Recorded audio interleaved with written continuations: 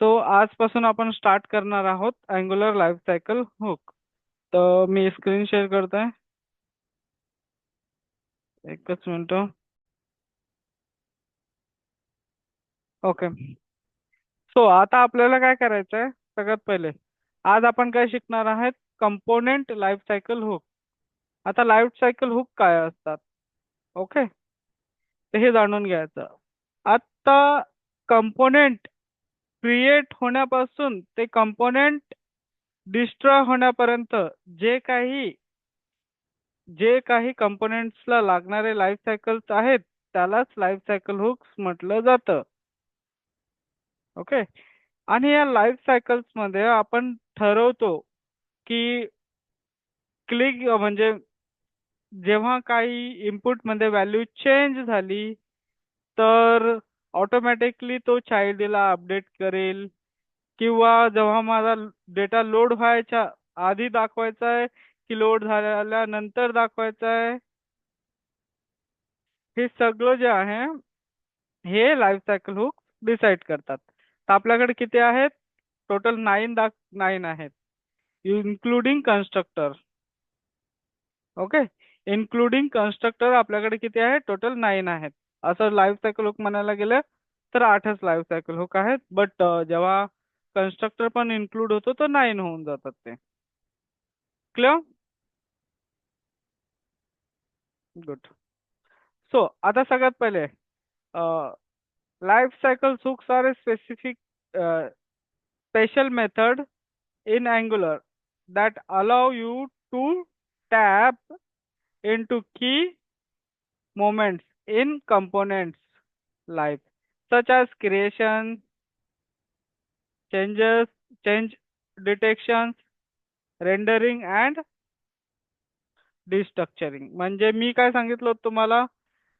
Component बनण्यापासून ते component destroy होण्यापर्यंतचं काम काय करतो? रेकॉर्ड करून ठेवता येते. त्यालाच म्हटलं जातं लाईफ सायकल हुक्स. आता लाईफ सायकल हुक्स मध्ये वेगवेगळ्या प्रकारे लाईफ सायकल हुक्स आहेत. जसं NG on change, NG on init, NG on NG do check, NG after content init, NG after content check, NG after view init, NG after view check आणि NG on destroy. सगळ्यात लास्टला जे पण आपण component change करायच्या आधी जे काही लॉजिक असणार आहे ते आपण याच्यामध्ये लिहिणार आहोत. क्लिअर? एक एक आपण प्रॅक्टिस करून बघूया. सगळ्यात पहिला मी माझ्या प्रोजेक्ट वर येतोय. इथे बघा प्रोजेक्ट माझा एक्झिक्यूट झालेला आहे 100%. नाव आता मी माझ्या व्हीएस कोड वर आलोय. प्रोजेक्ट 1 एसआरसी मध्ये ऍप मध्ये डायरेक्टिव्ह वगैरे झालं. तर मी आता इथं आलो राईट, इथे आलो ओपन इन टर्मिनल. ओके, इथे नवीन टर्मिनल ओपन केलं. MKDIR इथे मला काय करायचंय? MKDIR मेक डायरेक्टरी कोणती आपल्याला करायची आहे?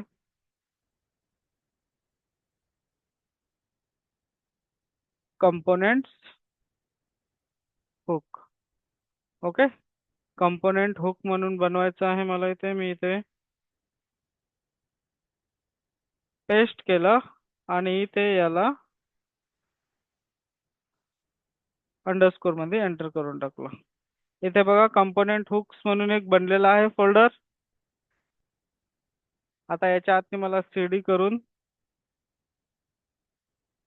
कंपोनेंट हुक आणि याच्यात आता मी कंपोनेंट ए आणि कंपोनेंट बी बनवतोय.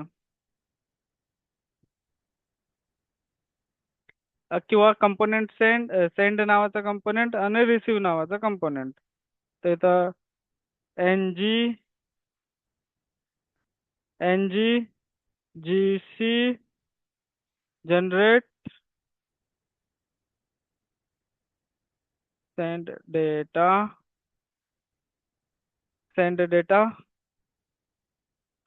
नावाचा एक कंपोनेंट बनवला. आणि याच्याच आत मी आता रिसिव्ह.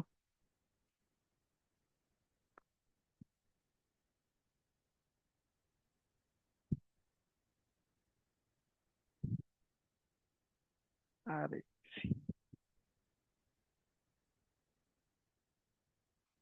रिसिव्ह.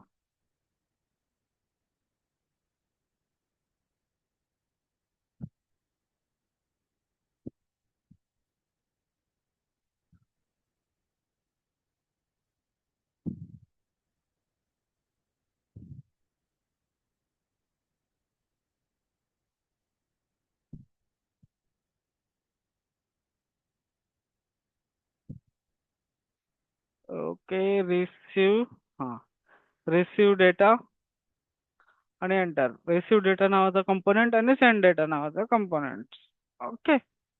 दोन बनलेले असतील, आपण आता बघूया कंपोनेंट्स मध्ये. इथे आलो. ओके रिसिव्ह आणि सेंड दोन्ही बनलेले आहेत. तर इथे आता मला काय करायचंय, इथे जाणून घ्या आपण कंपोनेंट्स मध्ये काय लिहिलंय. इथे सगळ्यात पहिला मला कोणता डेटा दिसेल.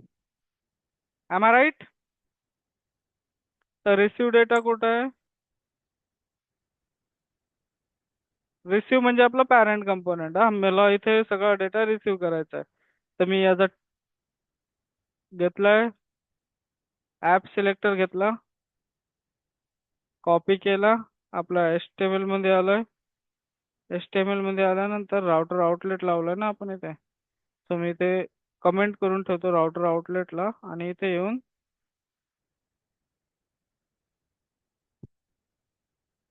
ओके रिसिव्ह डेटा ऑन केला, चेक केला. इथं रिसिव्ह वर्क झालं का?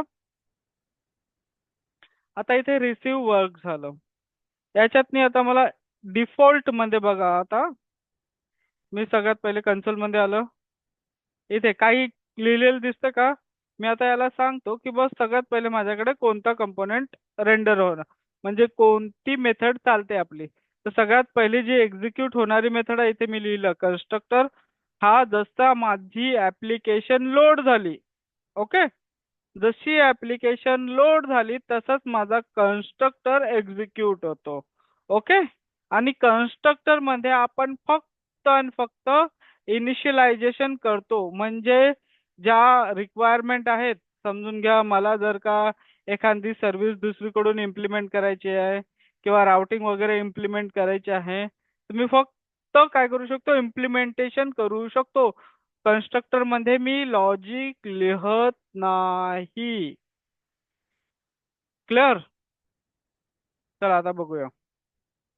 सो मी इथे आलो रिसिव्ह TS मध्ये, आणि इथं मला हे कन्स्ट्रक्टर दिसलं. याच्यात मी जस्ट जस्ट लिहितो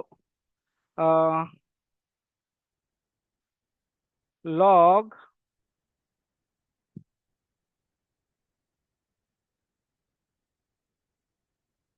कंट्रोल Z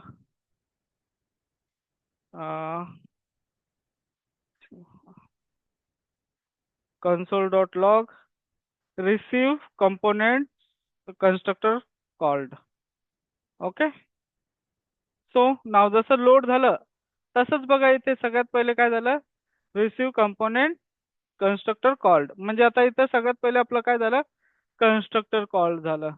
त्यानंतर जो एक्झिक्यूट होणार आहे याच्यात मी लॉजिक काहीच नाही करू शकत. हा याच्यात मी फक्त काय करू शकतो, एखादी सर्व्हिस, आता समजा मला राउटिंगची सर्व्हिस पाहिजेत किंवा डेटाची सर्व्हिस पाहिजेत, ते फक्त मी इथे इम्प्लिमेंट करून घेऊ शकतो. आपण सर्व्हिस लास्ट टाइमला डाऊन घेतली होती ना, तशा प्रकारे. किंवा एखादी आपल्याला राउटर पाहिजे तर प्रायव्हेट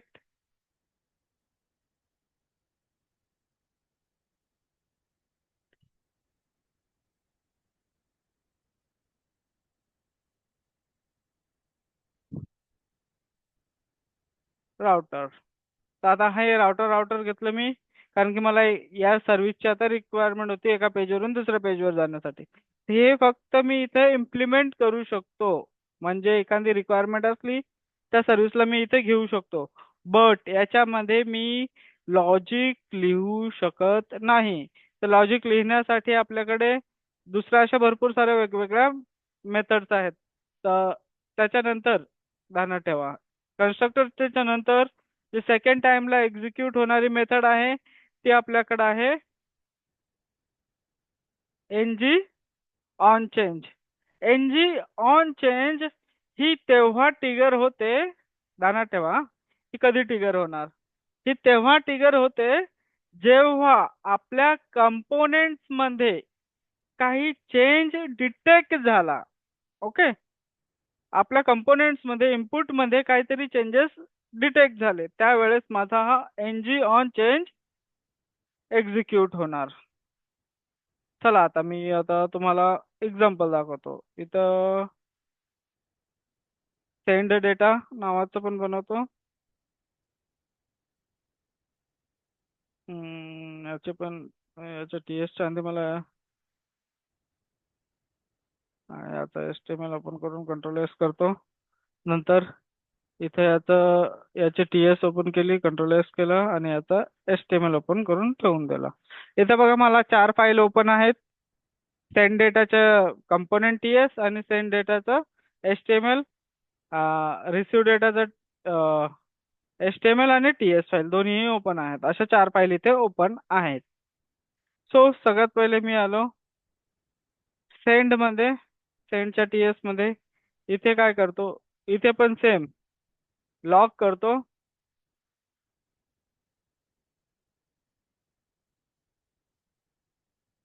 सेंड डेटाचा कन्स्ट्रक्टर कॉल केला. आता बघूया सगळ्यात पहिले कोणता कॉल होता. तर रिसिव्ह मध्ये आलो. इथे आल्यानंतर एच आर घेतला. एच आर घेतल्याच्या नंतर मला इथे कॉल करायचा आहे कोणता, A P P A P P app hyphen send data component. बघा आता सगळ्यात पहिले पॅरेंटचा एक्झिक्यूट होणार कन्स्ट्रक्टर झालं का. रिसिव्ह डेटा झाला कॉल, नंतर झाला सेंड डेटा. ओके, कॉल झाले. यानंतर आता मला काय करायचंय, इथून डेटा पाठवायचा आहे. तर सेंड डेटाच्या टीएस मध्ये आलो. इथे पण तो डेटा गेला पाहिजे इनपुट वर. इनपुट मध्ये आपण काहीतरी चेंजेस केले की माझा तो लाईफ सायकल हुक एक्झिक्यूट झाला पाहिजे. सो मला इथे आता पॅरेंट टू चाइल्ड सेंड करायचं आहे.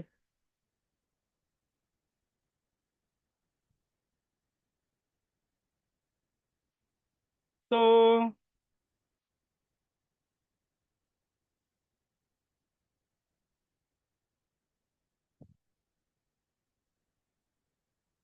@ इनपुट डेटा आणि डेटा मी शेअर केला डेटा फ्रॉम सेंडर कंपोनेंट आणि इनपुटचा आय कॅपिटल करून इथं इनपुट करून घेतलं. वरती इनपुट आलेला आहे. इथे बघा एनजी ऑन इनिट ऑलरेडी हा कॉल झालेला आहे. सो मी कंट्रोल एस केलं. त्यानंतर मला हाच डेटा इथे रिसीव करायचा आहे. तर मी माझ्या रिसीव मध्ये आलो. ओके, एंटर केलं, डेटा डॉट रिसीव घेतला आणि या डेटाला मला टीएस मध्ये डेटा फ्रॉम सर्व्हिस नाही, इथे मी data from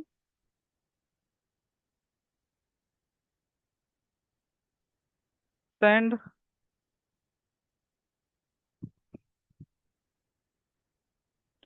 component, data from send component इथे घेतला. इथे पहिला इंटरपोलेशन करून ठेवतो त्या डेटाचं.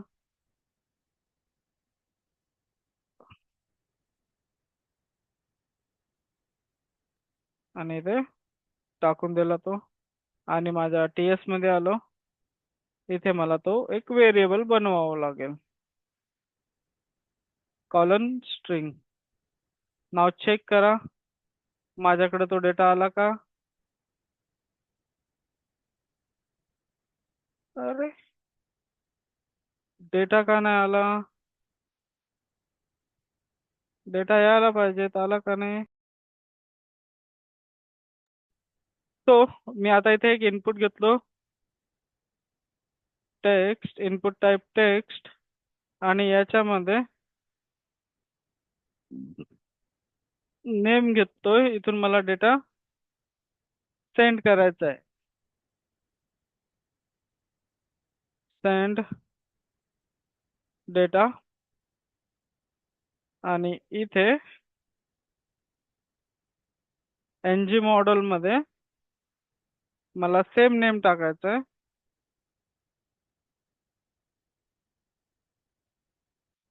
सेंड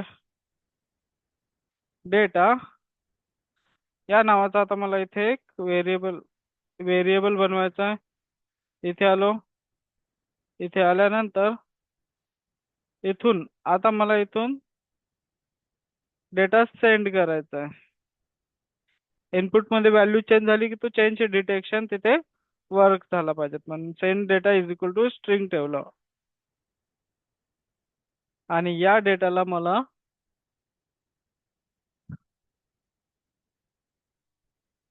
तिकडे रिसीव करायचं आहे. इथे आता मला पॅरेंट कडून चाइल्ड कडे जर का डेटा रिसीव करायचा असेल तर काय वापरणार आपण? @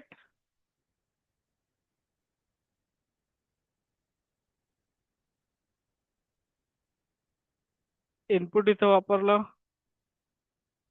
इथे आपण वापरूया आता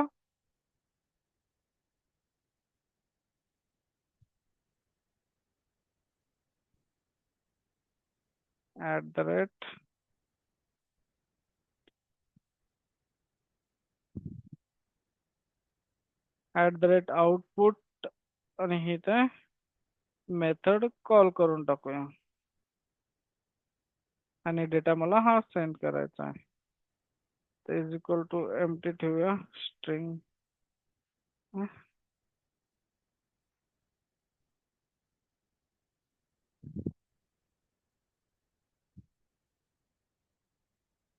आणि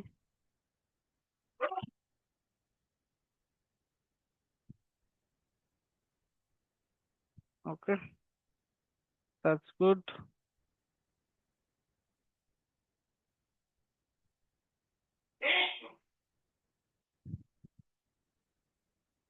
आणि इथे आलो, त्याला कॉल करायचा Wien call input value change.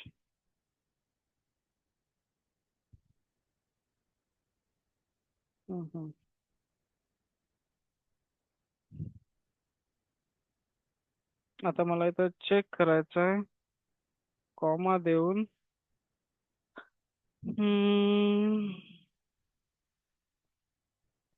कोणता आहे आपला तो?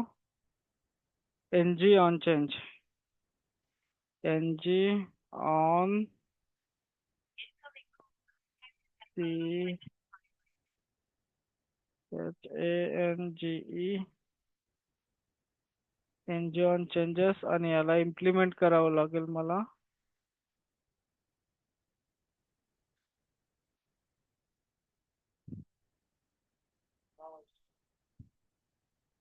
कॉपी, याला इथे इम्प्लिमेंट करावं लागेल. इम्प्लिमेंट करून टाकलं. एनजी ऑन चेंजेस,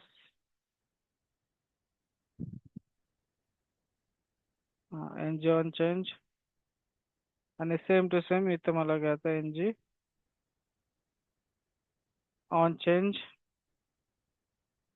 आणि इथं बनवायचं आहे मला on change.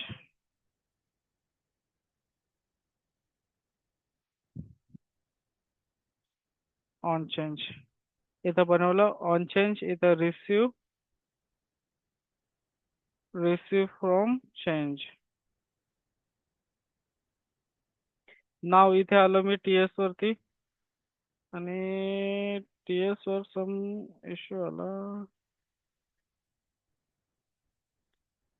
NG on change.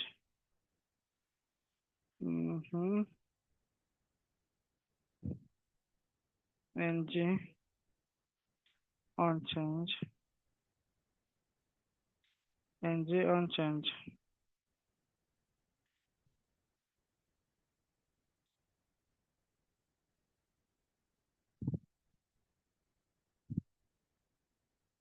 On change इथे NG on change.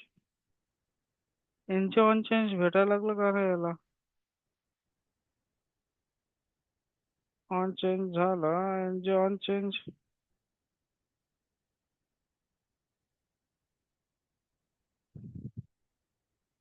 NG on change. NG on change. Implement changes. इथे पण मला क्विक फिक्स. हा, ऑन चेंज ऑन चेंज आणि एनजी ऑन चेंज झालेला आहे. ओके. त्यानंतर इथे मला काय घ्यायचं आहे? चेंजेस म्हणजे जी पण व्हॅल्यू चेंज झाली ती मला इथे दिसली पाहिजे. कॉलन आणि व्हॉइड. Okay, that's good. आणि इथे मी काय करणार? S O L E console receive आणि जे पण चेंजेस झाले ते चेंजेस मला इथे दाखवणार. नाव चेक करा माझ्या कंपोनेंट्स वरती. रिफ्रेश. ओके, दिस मेसेज ओपन. इथे आलो. एकच मिनिट हा. आपण आता चेक करूया एरर कुठे आहे.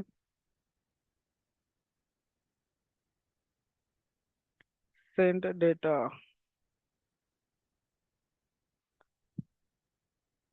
इथे काय एरर आला? Okay okay. Hello sir. हा हा हा, समजलं मला आता. सर व्हॉइस कमी येत आहे सर. आवाज येतोय आता? कमी शिकवा. आवाज क्लिअर येतोय ना सगळ्यांना? जास्त? ओके, नाव कंट्रोल एस. आता माझा एरर गेला असेल. चेक करा. चेक करा. इथे बघा इनपुट मध्ये एनजी ऑन चेंज कॉल झाला का?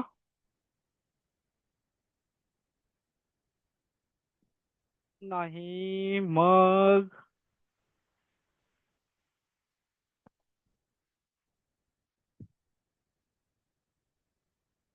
हम्म.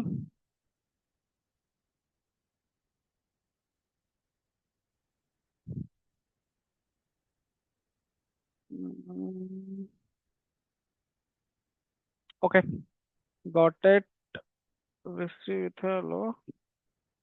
याला कमेंट करून कॉपी करून घे आणि इथे सेंड. इथे आलो. इथे टाकला आणि इथे आणि इथे मस्त DATA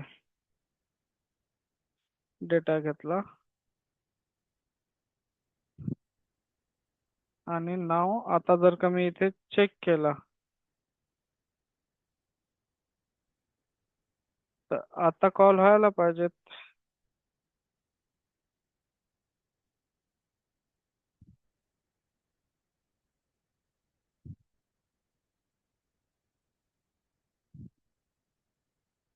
बरोबर आहे ना?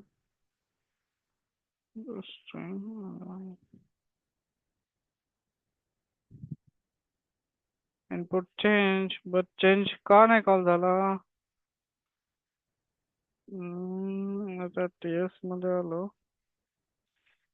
इथे कॉमा देऊन on change implement on change. Okay. इथे आलो quick fix implement on change NG on change. Okay. आणि कॉमा देऊन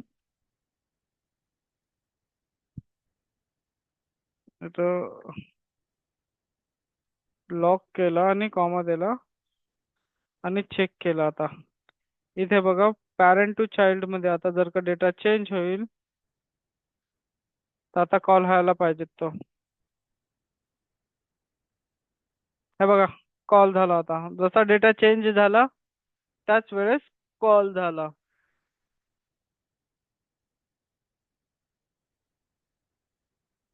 रिफ्रेश करतो आणि बघा इथे इनपुट मध्ये डेटा चेंज झाला, ऑटोमॅटिक कॉल झाला. एक्झाम्पल अजून तुम्हाला सांगतो हा.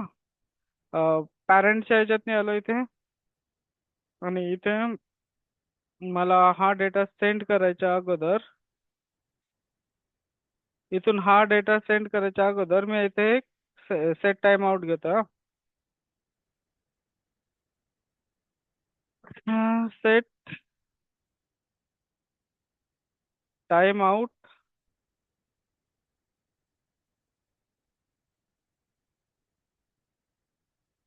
5 सेकंड लावले. 5 सेकंड नंतर मी काय केलं,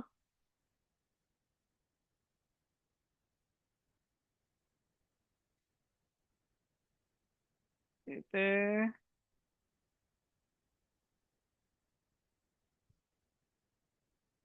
इथे मला हा डेटा सेंड करायचा आहे. 5 सेकंड नंतर ऑटोमॅटिक हा डेटा सेंड होणार. ओके, दिस डॉट अपडेट. आणि इथे